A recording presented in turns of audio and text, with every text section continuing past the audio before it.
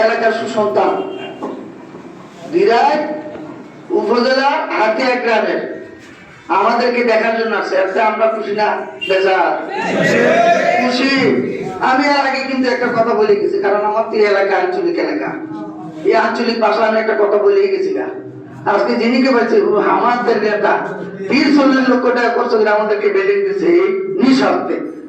আমাদের রাজনৈতিক দলের একটা অফিস বসার একটা স্থান করে দিছিল।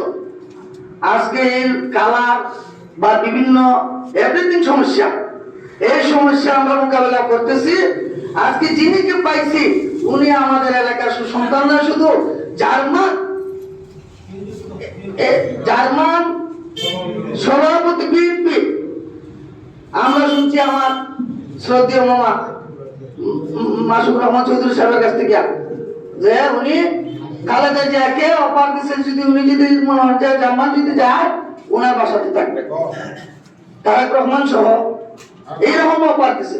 আজকে এইটা সাজসজ্জার ব্যাপারে আমি দৃষ্টি করবো, ইঙ্গিত করবো যে আমরা যেভাবে 18 বছর পরে এইভাবে জমায়েত হইতাম পারছি না। আজকে আমরা 18 বছর পর হয়েছি, ওনার কাছ থেকে সুবক্তব্য এবং সুআলোচনা শুনবো। ধন্যবাদ সবাইকে।